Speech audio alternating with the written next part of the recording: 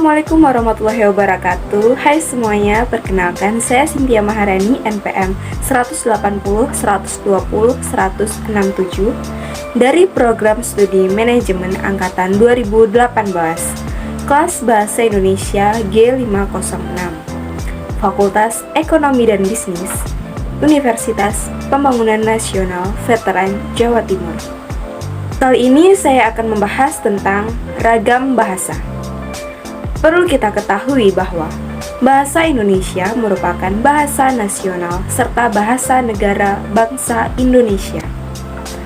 Bahasa ini sudah dipakai oleh masyarakat Indonesia sejak dahulu sebelum Belanda menjajah Indonesia.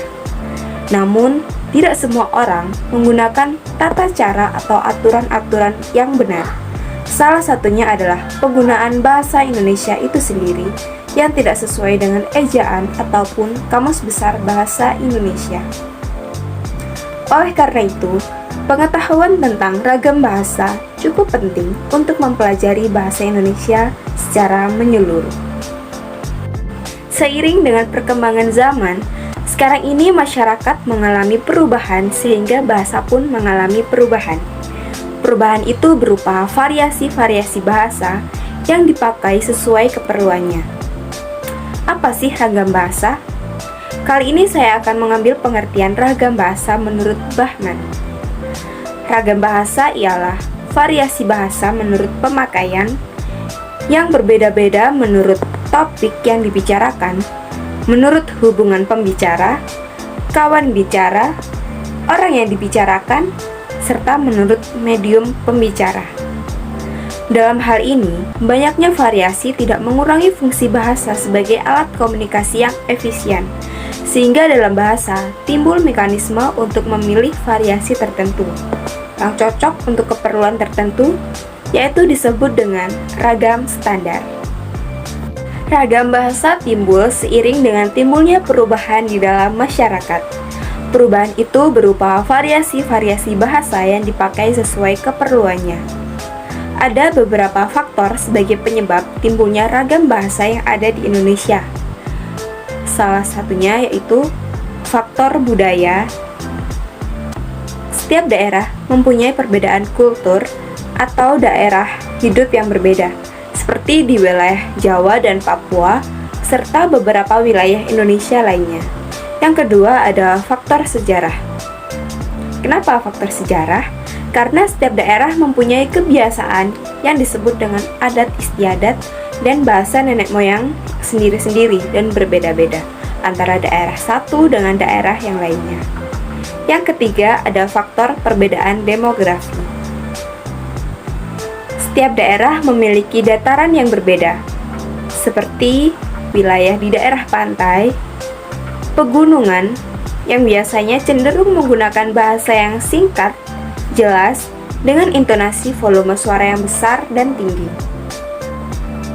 Berbeda dengan daerah pemukiman padat penduduk yang menggunakan bahasa lisan yang panjang, lebar, disebabkan lokasinya yang saling berdekatan dengan intonasi volume suara yang kecil. Selain faktor tersebut, ragam bahasa juga terjadi karena perkembangan zaman, di samping perbedaan cara penyampaiannya atau logat dan bahasanya. Selanjutnya ada jenis-jenis ragam bahasa. Yang pertama, ragam bahasa dilihat dari cara penuturan. Berdasarkan cara pandang penutur, ragam bahasa ini dibagi menjadi beberapa ragam. Yang pertama ada ragam dialek. Ragam dialek atau ragam daerah adalah variasi bahasa yang dipakai oleh kelompok bangsawan di tempat tertentu. Dalam istilah lama disebut dengan logat. Logat yang paling menonjol, yang mudah diamati ialah lafal. Logat bahasa Indonesia orang Jawa tampak dalam pelafalan huruf B pada posisi awal seperti nama-nama kota, seperti Bandung menjadi Bandung, Bali menjadi Bali, atau realisasi pelafalan kata seperti masakan menjadi masaan, tabrakan menjadi tabraan, atau gerakan menjadi geraan. Nah, logat daerah yang paling kentara ya ini dari segi tata bunyinya. Lalu yang kedua ada ragam terpelajar. tingkat pendidikan, penutur bahasa Indonesia juga mewarnai penggunaan bahasa Indonesia. Bahasa Indonesia yang digunakan oleh kelompok penutur berpendidikan tampak jelas perbedaannya dengan yang digunakan oleh kelompok penutur yang tidak berpendidikan, terutama dalam pelafalan kata yang berasal dari halihasa asing, seperti contoh video menjadi video, TV menjadi TV, vitamin menjadi vitamin, atau film menjadi film. Lalu yang ketiga ada ragam resmi. Nah, ragam resmi adalah bahasa yang digunakan dalam situasi resmi, seperti pertemuan-pertemuan, peraturan-peraturan, dan perundang-undangan.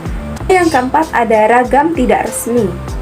Nah, ragam tidak resmi ini adalah ragam bahasa yang digunakan dalam situasi tidak resmi, seperti dalam pergaulan atau percakapan pribadi.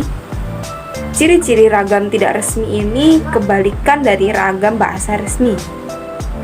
Ragam bahasa resmi atau tidak resmi ditentukan oleh tingkat keformalan bahasa yang digunakan. Nah, semakin tinggi tingkat kebakuan suatu bahasa, berarti semakin resmi bahasa yang digunakan. Dan sebaliknya, semakin rendah tingkat keformalannya, maka semakin rendah juga tingkat kebakuan bahasa yang digunakan. Selanjutnya ada ragam bahasa yang dilihat dari cara berkomunikasi. Macam-macam ragam bahasa dilihat dari cara berkomunikasi, yaitu ada ragam bahasa lisan. Nah, apa sih ragam bahasa lisan? Ragam bahasa lisan adalah suatu ragam bahasa yang dihasilkan oleh alat ucap atau organ of speech. Dalam ragam bahasa lisan ini, kita harus memperhatikan beberapa hal seperti tata bahasa, kosakata, dan lafal dalam pengucapannya. Nah, dalam hal ini, dengan memperhatikan hal-hal tersebut, pembicara dapat mengatur tinggi rendah suara atau tekanan yang dikeluarkan, mimik atau ekspresi muka yang ditunjukkan, serta gerakan tangan atau isyarat untuk mengungkapkan ide sang pembicara. Lalu yang kedua ada ragam tulis. Ragam bahasa tulis ini adalah bahasa yang dihasilkan dengan memanfaatkan tulisan dengan huruf sebagai unsur dasarnya. Dalam ragam bahasa tulis, kita harus memperhatikan beberapa hal seperti tata cara penulisan atau ejaan. Di samping aspek tata bahasa dan pemilihan kosakata, dalam hal ini kita dituntut untuk tepat dalam pemilihan unsur tata bahasa seperti bentuk kata, susunan kalimat, pilihan kata, kebenaran penggunaan ejaan, dan juga penggunaan tanda baca dalam pengungkapan ide kita. Lalu ada ragam bahasa yang dilihat dari topik pembicaraan. Yang pertama ada ragam sosial. Ragam sosial ini adalah ragam bahasa yang sebagian norma dan kaidahnya didasarkan atas kesepakatan bersama dalam lingkungan sosial yang kecil dalam masyarakat. Misalnya, ragam bahasa yang digunakan dalam keluarga atau persahabatan dua orang yang akrab dapat dikatakan sebagai ragam sosial. Selain itu, ragam sosial berhubungan pula dengan tinggi atau rendahnya status kemasyarakatan lingkungan sosial yang bersangkutan. Lalu ada ragam fungsional.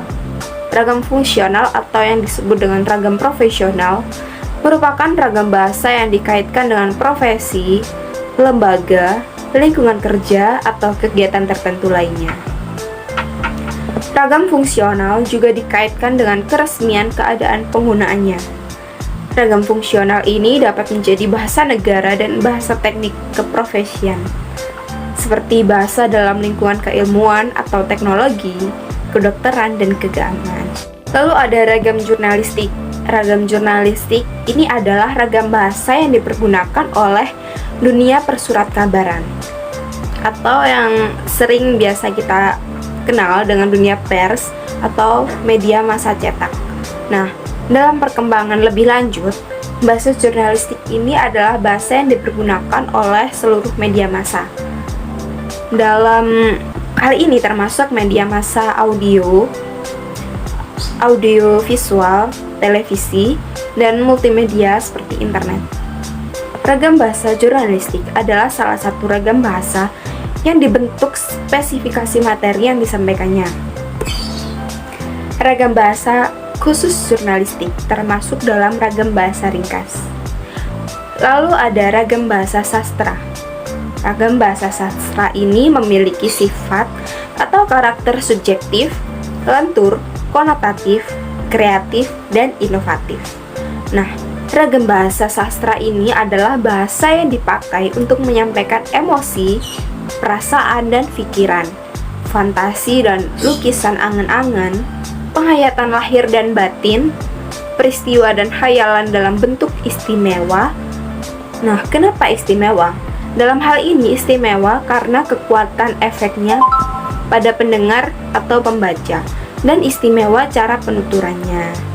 Nah, bahasa dalam ragam sastra ini digunakan sebagai bahan kesenian.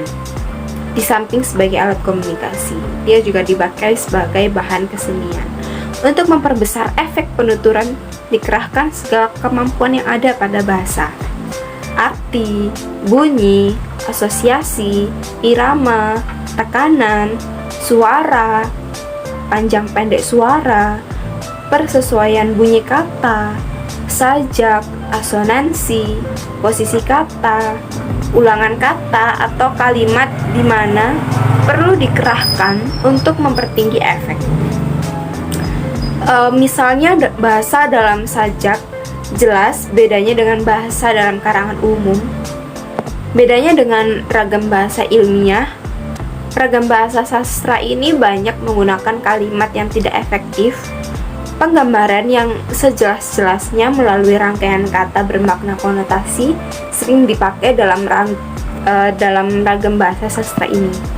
Nah, hal ini dilakukan karena agar tercipta pencitraan di dalam imajinasi pembaca. Seperti itu. Ragam bahasa politik dan hukum. Bahasa politik berisi kebijakan yang dibuat oleh penguasa dalam rangka menata dan mengatur kehidupan masyarakat. Dengan sendirinya, penguasa merupakan salah satu sumber penutur bahasa yang mempunyai pengaruh yang besar dalam pengembangan bahasa masyarakat. Salah satu ciri khas bahasa hukum adalah penggunaan kalimat yang panjang dengan pola kalimat yang luas. Dalam hal ini, diakui bahwa bahasa hukum Indonesia tidak terlalu memperhatikan sifat dan ciri khas bahasa Indonesia dalam strukturnya.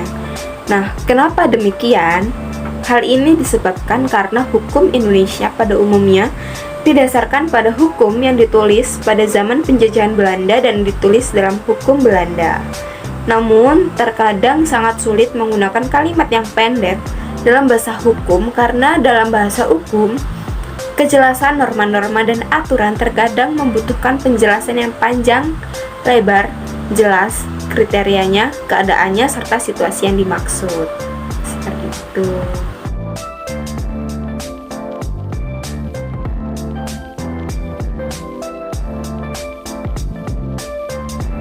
Selanjutnya ada ciri-ciri ragam bahasa lisan. Yang pertama, butuh orang kedua atau lawan bicara. Kenapa? Karena ragam bahasa lisan ini berlangsung secara langsung antara pembicara dengan pendengar. Lalu ada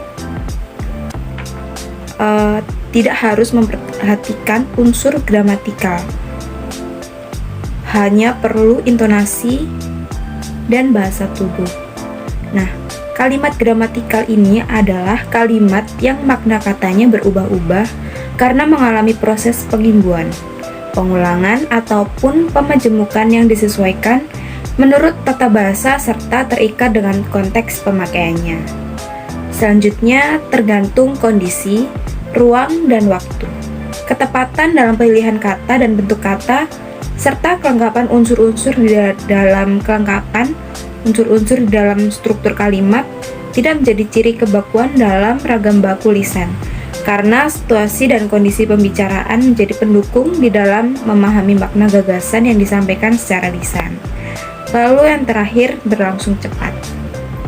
Ada pula ciri-ciri ragam bahasa tulis. Yang pertama, tidak memerlukan orang kedua atau lawan bicara secara langsung. Kenapa? Karena dalam bahasa tulis ini hanya memerlukan proses yang tidak harus ada feedback dari lawan bicara. Lalu, perlu memperhatikan unsur gramatikal. Berlangsung lambat, memakai alat bantu seperti handphone, buku, surat, dan lain sebagainya. Lalu, hanya terbantu dengan tanda, tidak ada intonasi, mimik muka, dan gestur tubuh. Jadi maksud di sini adalah tanda seperti kita mengirim pesan teks perintah, kita menggunakan tanda baca, tanda tanya, atau kita ingin memerintahkan seseorang, kita harus menggunakan tanda baca seru. Ciri-ciri ragam bahasa nonformal: menggunakan kata tidak baku, bentuk kalimatnya sederhana, tidak lengkap, tidak banyak kata penghubung. Menggunakan kata-kata yang biasa dan lazim digunakan dalam sehari-hari. Menciptakan ragam bahasa yang bervariatif sesuai dengan pemakaiannya. Nah, contoh dari ragam bahasa tulis nonformal: menulis pesan pada kerabat, teman, pedagang toko online, menulis catatan harian, dan bisa juga dengan membalas komentar warganet di media sosial. Selanjutnya ada